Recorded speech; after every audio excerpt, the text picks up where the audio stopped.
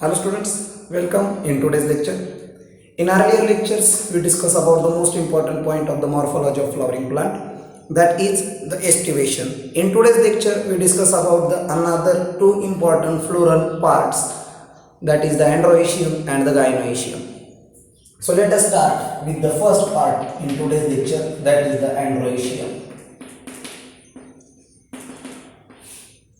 So androecium is denoted by letter A.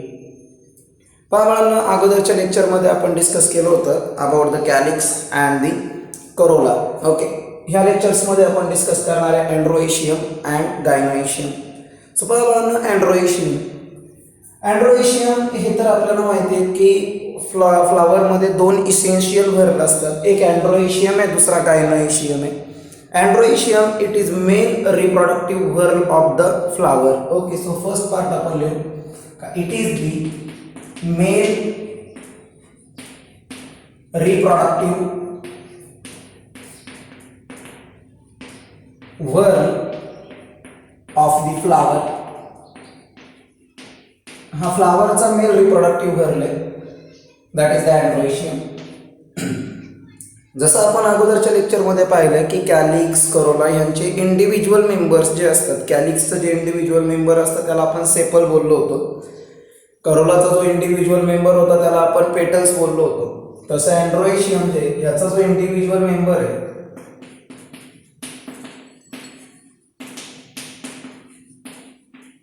It's individual member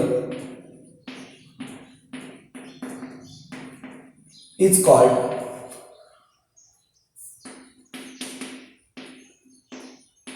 stamina. Okay, याच्या individual मेंबरला, अँड्रोइशियमच्या individual मेंबरला आपण काय बोलतो बाळांनो, स्टॅमिन. ओके, आणि ती stamina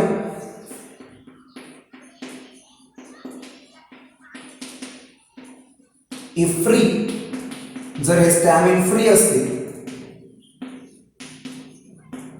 then the condition is called polyandrous. तर त्या कंडिशनला आपण नाव देतो पॉलिएंड्रस. ऍक्च्युअल पाहणं कधी कधी असं पण होतं की हे जे अँड्रोइशियमचे मेंबर आहे दॅट इज स्टॅमिन. ओके, हे त्याचे पार्ट, स्टॅमिनचे तीन पार्ट असतात. पहिला पार्ट जो आहे स्टॅमिन इज डिव्हिजिबल इनटू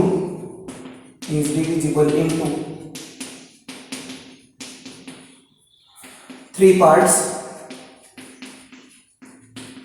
यात पहिला पार्ट जो आहे that is commonly called as anther. हे तर तुम्हाला माहिती आहे बाळांनो, खूप इम्पॉर्टंट पार्ट आहे हा अँथर. दुसरा पार्ट आहे दॅट इज दी फिलामेंट किंवा कनेक्टिव्ह बोलूया, कनेक्टिव्ह. आणि तिसरा पार्ट आहे बाळांनो दॅट इज द फिलामेंट. तर हे तीन पार्ट आहेत आपल्याकडं कशाचे, स्टॅमिनचे. तर कधी कधी काय होतं की हा स्टॅमिनचा जो पार्ट आहे हा एखाद्या दुसऱ्या फ्लोरल पार्ट्सला काय होतो, अटॅच होतो. ओके, मग याचे दोन फेनॉमेनॉन असतात. कधी कधी हे सेम पार्टने सुद्धा युनाइट झालेले असतात, कधी कधी हे दुसऱ्या फ्लोरल पार्टला सुद्धा युनाइट झालेले असतात. मग असे दोन फेनॉमेनॉन आहे आपल्याकडं, एक म्हणजे कोहिजन आणि दुसरं म्हणजे आधेजन. कोहिजन म्हणजे जर सिमिलर पार्ट्स एकमेकांना अटॅच झालेले असतील, सिमिलर पार्ट्स, तर याला आपण बोलतो कोहिजन. आणि जर डिफरंट फ्लोरल पार्ट्स एकमेकांना अटॅच झालेले असतील तर याला आपण बोलतो आधेजन. ठीक आहे, तर ही गोष्ट लक्षात ठेवा की अँड्रोइशियम बद्दल आपण इथं डिस्कस करतोय की हा मेल रिप्रोडक्टिव्ह वर्ब आहे फ्लावरचा. याचे इंडिव्हिज्युअल मेंबर जे असतात त्यांना आपण स्टॅमिन असं बोलतो. जर स्टॅमिन फ्री असेल तर त्या कंडिशनला पॉलिएंड्रस कंडिशन म्हणायचं. आणि स्टॅमिनचे तीन पार्ट पडतात. पहिला पार्ट असतो अँथर, दुसरा पार्ट असतो कनेक्टिव्ह आणि तिसरा पार्ट असतो फिलामेंट. ओके, कधी कधी असं होतं की हे जे काही स्टॅमिन्स आहेत हे एकमेकांनाच युनाइट होतात. ओके, तर एकमेकांना म्हणजे सिमिलर पार्ट्सने जर युनाइट झालेले असतील तर कोहिजन म्हणायचं, आणि जर वेगळ्या पार्टला अटॅच झालेला असतील तर आधेजन म्हणायचं. जसं मी कोहिजनचं एक्झाम्पल घेतो इथं.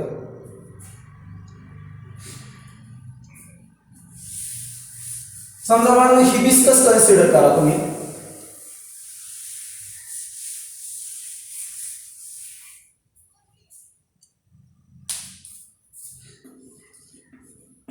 Cohesion of stamina.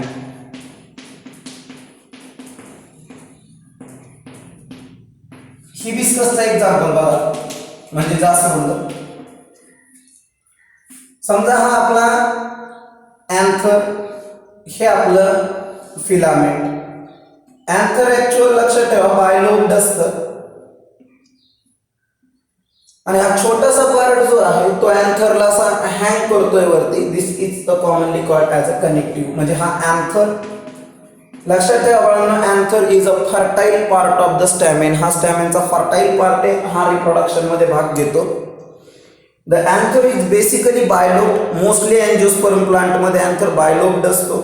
And that kind of anther is commonly called as a dithecous anther. अशा अँथरला आपण एक सिंपल नाव देतो, that is a dithecous anther. जसं दतोरा प्लांट मध्ये आपल्याला डायथेकस अँथर पाहायला मिळतं.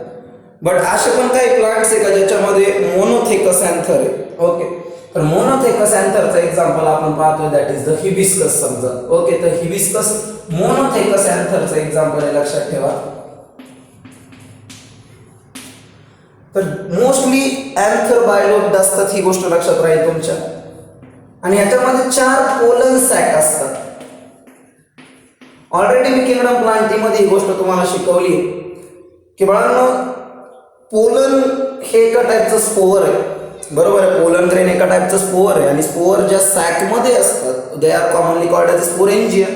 मग इकडे आपल्याकडे काय 4 पोलन सॅक आहे, म्हणजे 4 काय स्पोरेंजिया आहे. आणि 4 स्पोरेंजिया आहे तर तुम्ही आरामात म्हणू शकता की जे अँथर आहे ते टेट्रास्पोरेंजिएट आहे. कसं अँथर आहे? टेट्रास्पोरेंजिएट. क्लिअर? ओके, तर हा पार्ट आहे तुमचा अँथर, हा पार्ट आहे तुमचा कनेक्टिव्ह.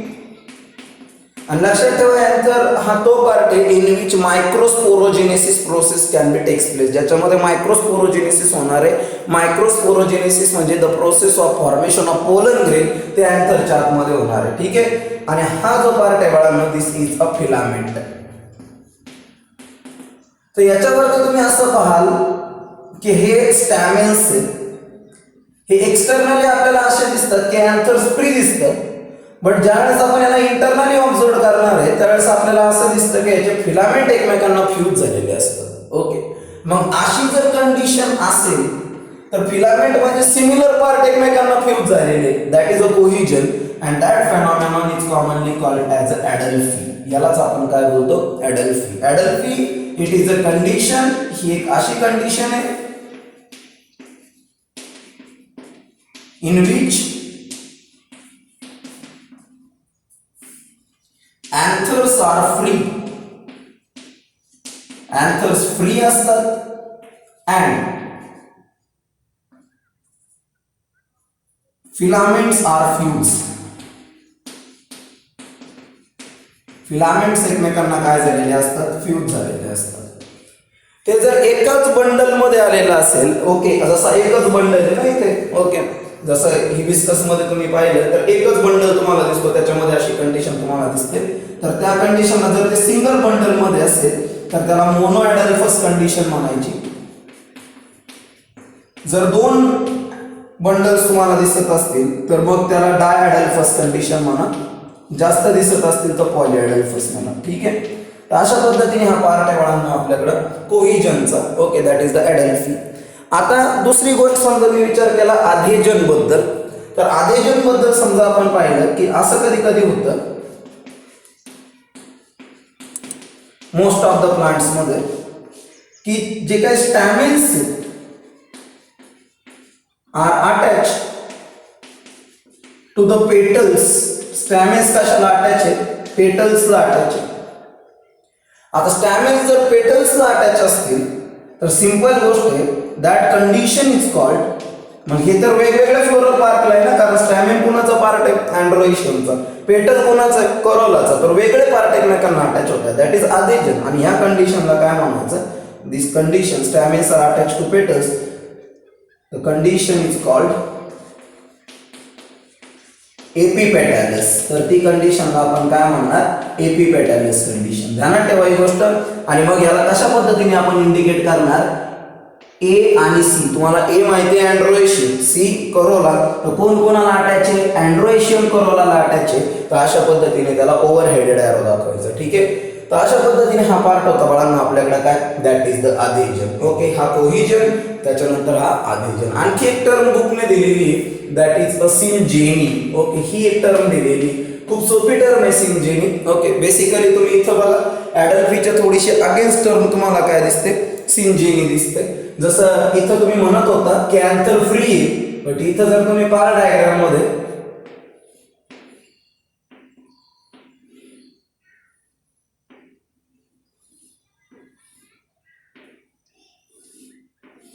तर तुम्हाला सरळ एक गोष्ट दिसत असेल का, हे जे अँथर्स आहेत, ओके, हे अँथर्स एकमेकांना काय फ्यूज्ड आहेत. ओके, आणि फिलामेंट एकमेकांना काय, दॅट इज फ्री आहेत. ओके, तर ही सगळ्यात महत्वाची गोष्ट, दॅट इज अ सिंजेनी. ठीक आहे. तर बघा बाळांनो, इथे मी दोन टर्म तुम्हाला सांगितलं. एक कोहिजन, कोहिजन मध्ये मी तुम्हाला असं सांगितलंय का जर सिमिलर पार्ट्स, फ्लोरल पार्ट एकमेकांना अटॅच होत असतील तर त्याला कोहिजन म्हणा, आणि वेगवेगळे पार्ट्स अटॅच होत असतील तर त्याला आधेजन म्हणा. ठीक आहे. इथं तुम्हाला खूप सिंपल एक्झाम्पल सांगतो. तुम्ही एक बलूनवाल्याचा एक्झाम्पल डोळ्यासमोर घ्या. बलूनवाला, तुम्ही बलूनवाल्याला बघा, त्याच्या हातामध्ये बलून्स कसे पकडलेले असतात, त्याने सगळे जे काही थ्रेड्स आहेत, ओके, ते थ्रेड्स पकडलेले असतात. बलून्स जे ऍक्च्युअल बलून्स आहेत, ओके, ते असे एअर मध्ये डिस्पर्स झालेले असतात. बरोबर आहे. म्हणजे सिंपल मिनिंग आहे का, फिलामेंट, त्या बलूनला नाव द्या तुम्ही, बलूनला अँथर्स, ओके, आणि त्या थ्रेडला नाव द्या फिलामेंट. ओके, तर ते फिलामेंट एका जागेवरती आहे, that is this condition. Anther free, okay, याचं सिंपल मिनिंग समजून घ्या की this is nothing but the what we call as a adelphy condition. लक्षात राहील ही गोष्ट. ओके, तर हे सगळे स्टॅमिनचा पार्ट आहे बाळांनो. ओके, मी तुम्हाला एक अँथर दाखवत होतो. ऍक्च्युअल हा मी अँथर ड्रॉ केला होता. अप्पर हा कनेक्टिव्ह आणि हा फिलामेंट, हा एक स्टॅमिन आहे. ओके, आणि ज्यावेळेस तुम्ही अँड्रोएशियम बघता, म्हणजे मी दोन डायग्राम इथे युनाइट केल्या, बेसिकली कन्फ्युजन अवॉइड करू आपण. ठीक आहे. तर हा मेन अँड्रोएशियमचा पार्ट आणि ह्याच्यावरती असणार हे what we called as a stamens. Okay, तर ही एका स्टॅमिनची अरेंजमेंट अशी असते. ठीक आहे. So this is all about the androecium. तीन टर्म लक्षात ठेवा, ॲडल्फी, then epipetally, and second one is the syngeny. Okay, now we can discuss the another essential reproductive organ that is commonly called as a gynoecium. Okay, आता आपण next part कडे enter करतोय, that is the gynoecium. So gynoecium is represented by letter G. gynoecium आपण कशाने दाखवणार आहे, G ने indicate करणार आहे. ठीक आहे. सिंपल गोष्ट रिगार्डिंग टू द gynoecium. बघा, gynoecium is the female reproductive organ. Okay, आणि इनर मोस्ट organ. सो पहिला पॉइंट आपण लिहू की it is inner most organ of the flower. हा फ्लावरचा इनर मोस्ट organ आहे. दुसरी सगळ्यात महत्वाची गोष्ट, it is female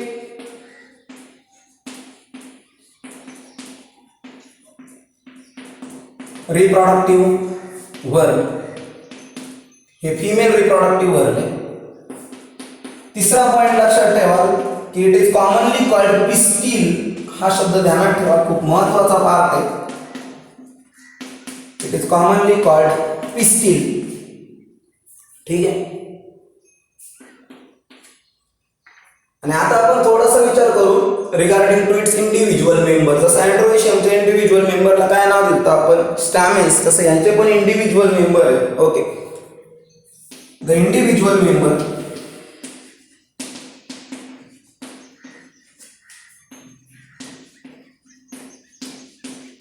is called carpel. याला आपण काय बोलूया, कार्पेल. ठीक आहे, हे लक्षात ठेवा. अँड्रोएशियमचं इंडिव्हिज्युअल मेंबर जे that is commonly called as a stamen, आणि गायनोएशियमचं जे इंडिव्हिज्युअल मेंबर आहे this is commonly called as a carpel. आणि हे कार्पेल सुद्धा तीन पार्टमध्ये डिव्हिजिबल होतं. पहिला पार्ट आहे स्टिग्मा, दुसरा पार्ट आहे स्टाईल, तिसरा पार्ट आहे ओव्हरी, आणि ओव्हरीच्या आतमध्ये असतो ओव्ह्यूल. ठीक आहे. पहिला पार्ट काय, स्टिग्मा, दुसरा पार्ट स्टाईल, तिसरा पार्ट ओव्हरी, ओव्हरीच्या आत ओव्ह्यूल. ठीक आहे. आता ही गोष्ट लक्षात ठेवा regarding to the stigma. Stigma जो आहे it is a site of reception of pollen grain. Okay, pollen ग्रेनला रिसिव्ह करणं ओके हे काम कोणाचं आहे? स्टिग्माच आहे. आणि पोलन जर्मिनेशनची सगळ्यात इम्पॉर्टंट साईट जर कुठली असेल तर ती स्टिग्माच आहे. ओके, कारण ज्यावेळेस पोलन ग्रेन त्याच्यावरती पडतो स्टिग्मावरती with the help of pollination process, मग ते सेल्फ असू द्या किंवा क्रॉस असू द्या, तर त्या स्टिग्मावरती ज्यावेळेस पडतो तो स्टिग्मा एक शुगरी सबस्टन्स रिलीज करतो दॅट इज सुक्रोज, आणि त्याच्यामुळे त्या पोलन ग्रेन मधून पोलन ट्यूब तयार होते. ओके, म्हणून ही गोष्ट लक्षात ठेवा की stigma it is a site of pollen germination. दुसरी गोष्ट style. Style it is a part through which pollen tube is runs. Okay, and next part is the ovary. Okay, हा ओव्हरीचा जो पार्ट आहे हा सगळ्यात इम्पॉर्टंट पार्ट आहे. Okay, because this ovary can plays an important role in the fruit formation. Ovary पासून fruit तयार होतं and inside the ovary there is a presence of ovule. एवढं तर तुम्हाला आरामात समजत असेल का फ्रूट जर तयार झालं तर फ्रूटच्या आतमध्ये सीड्स असतात, तर बेसिकली ओव्ह्यूल पासून काय तयार होणार आहे? आपल्याकडे सीड तयार होणार आहे. बट बाळांनो तुम्हाला हे पण माहित असेल का ओव्हरी आणि ओव्ह्यूल यांच्यामध्ये काय असतं? कनेक्शन असतं and that connection is commonly called as a placenta. Okay, याला आपण काय बोलतो? प्लासेंटा. आणि प्लासेंटा कुणामध्ये तयार होतं हे तुम्हाला माहिती आहे?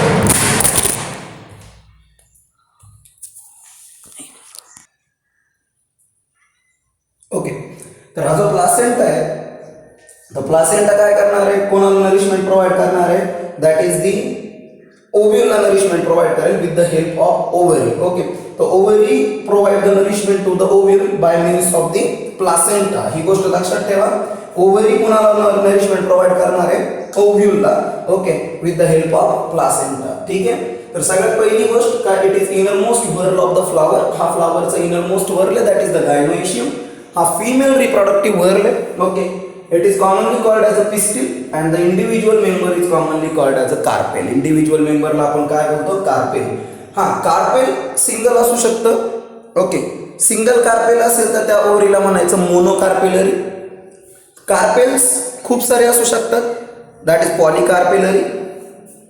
आणि सगळ्यात महत्वाची गोष्ट काही वेळेस ओव्हरी जी आहे ओके म्हणजे हे कार्पेल्स हे फ्री पण असतील तर अशा कंडिशनला म्हणायचं apocarpous ovary. If carpels are free, carpels कसे असतील? फ्री असतील तर काय म्हणायचं? Apocarpous ovary. आणि जर कार्पेल्स एकमेकांना फ्यूज झाले असतील तर काय म्हणायचं? Syncarpous ovary. Carpels are fused. ठीक आहे, तर हा फर्स्ट पार्ट होता बाळांनो regarding to the gynoecium. This is the introduction of the gynoecium. Okay, आता इथं एक सगळ्यात इम्पॉर्टंट पॉईंट आपण पाहणार आहे. जितका इम्पॉर्टंट पॉईंट आपण पाहिला एस्टिवेशन, तितकाच इम्पॉर्टंट पॉईंट आता आपल्याला बघायचा आहे that is a placentation. Okay, placentation काय बाळांनो? सिंपल गोष्ट आहे प्लासेंटेशन. तुम्ही बघा इथं प्लासेंटा आहे, इथं ओव्ह्यूलची अरेंजमेंट काहीतरी एक सेंट्रल अरेंजमेंट तुम्हाला दिसते. सगळ्याच प्लांटमध्ये तुम्हाला असं दिसणार आहे का? बिलकुल नाही. तुम्ही सिंपल एक्झाम्पल कन्सिडर करा. पी पॉड घ्या, तुम्ही वटाण्याची शेंग घ्या, ओपन करा. ओपन केल्यावरती तुम्हाला समजतं की जी काही वटाण्याची शेंग आहे तिच्या एकाच बाजूला ओके काय अरेंज झालेले that is A P seeds arrange झालेले. ते सीड आहेत ना, बरोबर. ती वटाण्याची पूर्णच्या पूर्ण जी पॉड आहे it behave like a fruit. Okay, ते फ्रूट आहे. ओके, मग इथं जी अरेंजमेंट झालेली आहे कशाची? त्या ओव्ह्यूलची म्हणजे सीडची. ओके, ही कुठल्या मॅनरमध्ये? लॅटरल मॅनरमध्ये. ओके, काही मध्ये सेंट्रल असू शकते, काही मध्ये बिलकुल खाली असू शकते. That is called as a placentation. Okay, so next point we have to discuss here regarding to the placentation.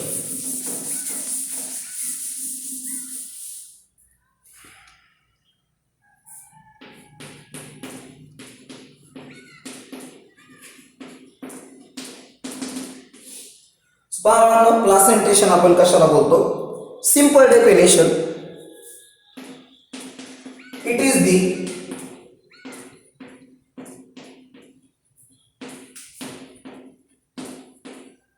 arrangement of ovule on the placenta within the ovule. ओव्हरीच्या आतमध्ये ओव्ह्यूलची प्लासेंटावरती कशी अरेंजमेंट आहे this is commonly called as a placentation. यालाच आपण काय बोलतो? प्लासेंटेशन. मग आपल्याकडे चार टाईपचं प्लासेंटेशन आहे. पहिलं प्लासेंटेशन आहे मार्जिनल, ठीक आहे. दुसरं प्लासेंटेशन आहे एक्झाइल. तिसरं प्लासेंटेशन आहे समजा आपण घेऊ बेसल. चौथं प्लासेंटेशन आहे परायटल. आणि पाचवं प्लासेंटेशन आहे आपल्याकडं that is a free central, ठीक आहे. तर पहा सिंपल गोष्ट आहे मार्जिनल प्लासेंटेशन. जसं मी तुम्हाला पी मध्ये सांगितलं ओके की याच्यामध्ये काय असतं, ovules are arrange on the margin. Okay, ovules बरोबर कुठं अरेंज झालेले असतात, असे मार्जिन वरती अरेंज झालेले असतात लाईक दिस. ओके, आणि अशा टाईपचं जे अरेंजमेंट असेल this is commonly called as a marginal placentation. Axile placentation, टोमॅटोला बघा तुम्ही, टोमॅटोला ठीक आहे, कट करा टोमॅटोला, त्याच्यामध्ये तुम्हाला सरळ सापडेल की जे काही आपल्याकडं ओव्ह्यूल आहे हे बरोबर असं सेंटरला आहे आणि जी तुमच्याकडं ओव्हरी असेल ह्याच्यामध्ये असे सेप्टास तयार झाले असतील. ऍक्च्युली ते लॉक्युल्स असतात. These are commonly called as a chamber. जसं तुम्ही हिबिस्कस घ्या जास्वंद, त्याची ओव्हरीला कट करा, त्याच्यामध्ये तुम्हाला प्लासेंटा असं सेंटरलाच बेसिकली ओव्ह्यूल असं सेंटरला सापडतं आणि त्याच्यामध्ये 5 चेंबर सापडतात लाईक दिस. ओके, असे 5 चेंबर सापडतात. So this is commonly called as a pentalocular ovary. तर त्याला आपण पेंटालॉक्युलर ओव्हरी बोलतो. तर ही गोष्ट लक्षात ठेवा. चायना रोजचं पण एक्झाम्पल तुम्ही इथं घेऊ शकता, ठीक आहे.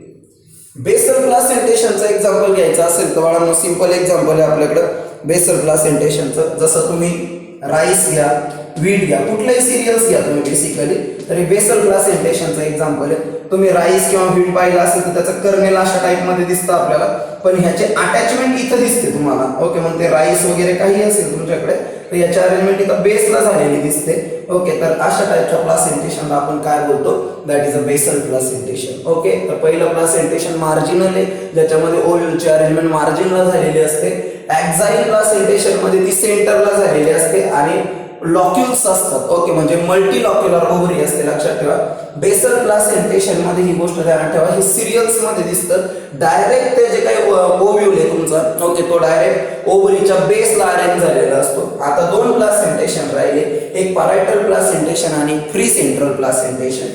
परायटल प्लासेंटेशन बेसिकली तुम्हाला युनिलॉक्युलर ओव्हरी मध्ये दिसतं. ओके, कोणत्या, युनिलॉक्युलर ओव्हरी, आणि परायटल बाजूला ओव्ह्यूलची अरेंजमेंट दिसते, म्हणजे कडेला ओव्ह्यूलची अरेंजमेंट दिसते. आता तुम्ही म्हणाल असं कशामध्ये दिसेल, तर एक सिंपल एक्झाम्पल घ्या, पपया. ओके, तुम्ही ओपन करून पहा पपयाचं फ्रूट, तुम्हाला मध्ये सेंट्रली एक डायरेक्टली काय दिसतं, अशा पद्धतीची ओपनिंग दिसते. ओके, ओपन केल्यानंतर आणि त्याच्या लॅटरल साईडने सीड्सची अरेंजमेंट तुम्हाला दिसते. सीड म्हटल्यावरती काय आहे तुमच्याकडे, ओव्ह्यूल्स तर आहे. ओके, तर अशा पद्धतीचं अरेंजमेंट कशामध्ये दिसतं तुम्हाला, परायटल प्लासेंटेशन, ठीक आहे. आणि लास्ट वन आहे बाळांनो, दॅट इज फ्री सेंट्रल. तर फ्री सेंट्रल मध्ये लक्षात ठेवा सेंट्रलच अरेंजमेंट असते ओव्ह्यूलची,